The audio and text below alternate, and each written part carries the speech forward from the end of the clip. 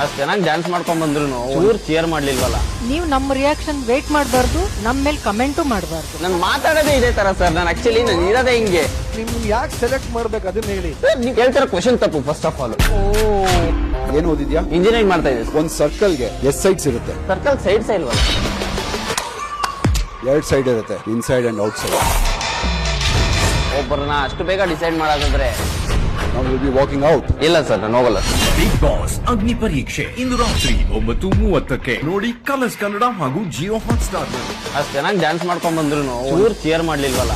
ನೀವು ನಮ್ಮ reaction wait ಮಾಡಬಾರ್ದು, ನಮ್ಮ ಮೇಲೆ ಕಮೆಂಟು ಮಾಡಬಾರ್ದು. ನಾನು ಮಾತಾಡೋದೇ ಇದೆ ತರ ಸರ್. ನಾನು ಆಕ್ಚುಲಿ ನಾನು ಇರೋದೇ ಹಿಂಗೆ. ನಿಮ್ ಯಾಕೆ ಸೆಲೆಕ್ಟ್ ಮಾಡ್ಬೇಕು ಅದನ್ನ ಹೇಳಿ.